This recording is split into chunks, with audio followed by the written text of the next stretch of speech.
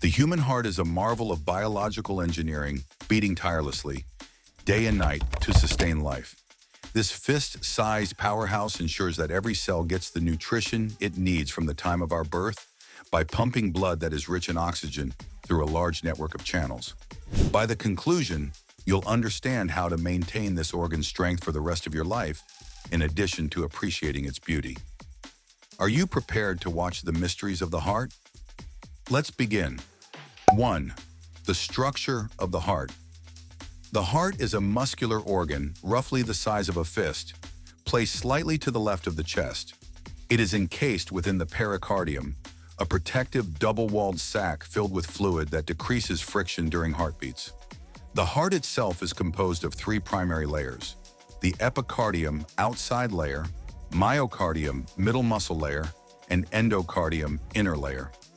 The heart is divided into 4 chambers: 2 atria, upper chambers, and 2 ventricles, bottom chambers. The atria receive blood, while the ventricles pump it out. Valves within the heart ensure unidirectional blood flow: the tricuspid valve and pulmonary valve on the right side, and the mitral valve and aortic valve on the left. These valves open and close in reaction to pressure fluctuations, preventing backflow and guaranteeing effective circulation. 2. The cardiac cycle and heartbeat. The cardiac cycle, which is the coordinated contraction and relaxation of the ventricles and atria, is what gives the heart its regular beat. The 3 primary stages of this cycle are diastole. The heart relaxes and fills with blood. Ventricular systole, the ventricles contract, ejecting blood into the aorta and pulmonary artery. And atrial systole, the atria contract, pulling blood into the ventricles. The heart's natural pacemaker, the sinoatria SA node, produces the electrical impulses that control heartbeat. To ensure synchronous contraction, these impulses first pass via the bundle of His and Purkinje fibers before arriving to the atrioventricular AV node. Although it can be influenced by things like physical exercise, stress, and medical disorders, a normal heart rate is between 60 and 100 beats per minute. 3. Oxygenating blood through the pulmonary circulation. The process by which the heart pumps deoxygenated blood to the lungs so they can take in oxygen and release carbon dioxide is known as pulmonary circulation. The superior and inferior vena cava supply oxygen, pour blood to the right atrium. The right ventricle receives this blood and pumps it to the lungs via the pulmonary artery. Gas exchange in the lungs takes place in the capillaries that encircle the alveoli. While carbon dioxide leaves the body and is exhaled into the lungs, oxygen diffuses into the circulation.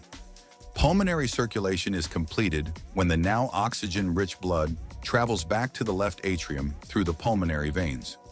Restoring the body's oxygen supply and preserving the right pH balance depend on this process. 4.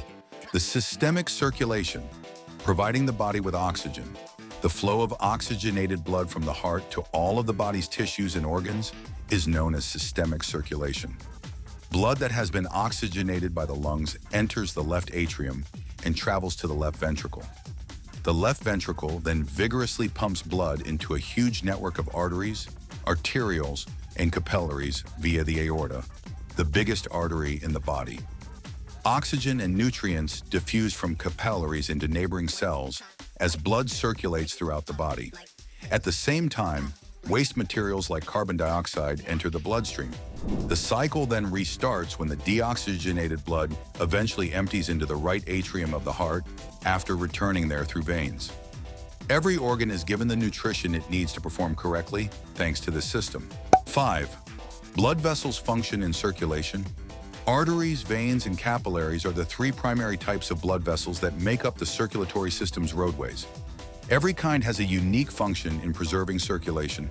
Except for the pulmonary arteries, which deliver deoxygenated blood to the lungs, arteries convey oxygenated blood out from the heart.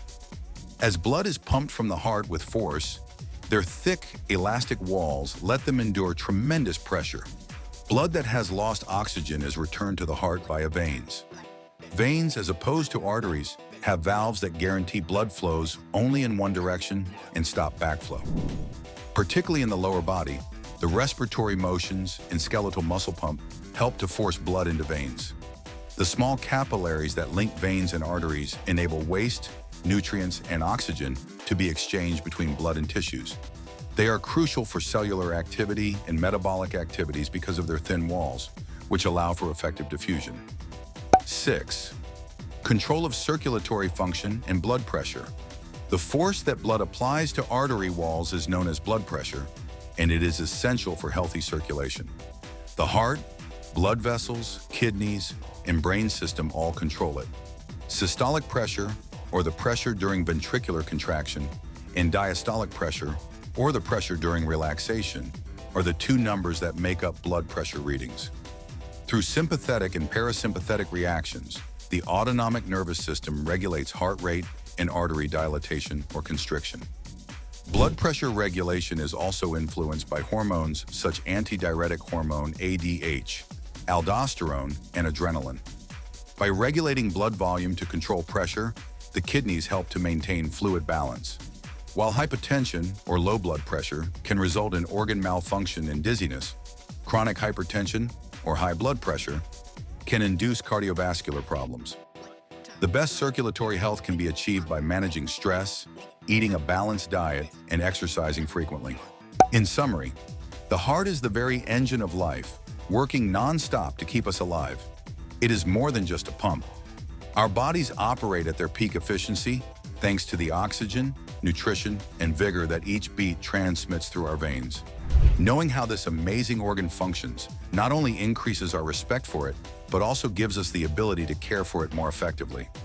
But since heart disease is still one of the world's leading causes of death, it is imperative to take preventative measures to keep your heart healthy. Simple lifestyle modifications such as regular exercise, stress reduction, heart-healthy eating, and frequent checkups can have a profound impact.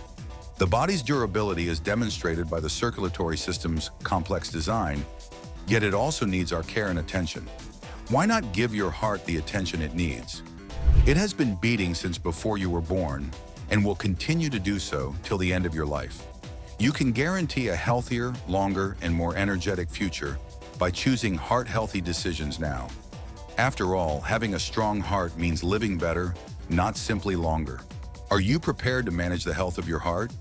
You have the power to choose. Every heartbeat matters. Let us know in the comments what you think about how the heart works. Circulatory system anatomy, and don't forget to like, subscribe, and stay tuned for more captivating content on our YouTube channel.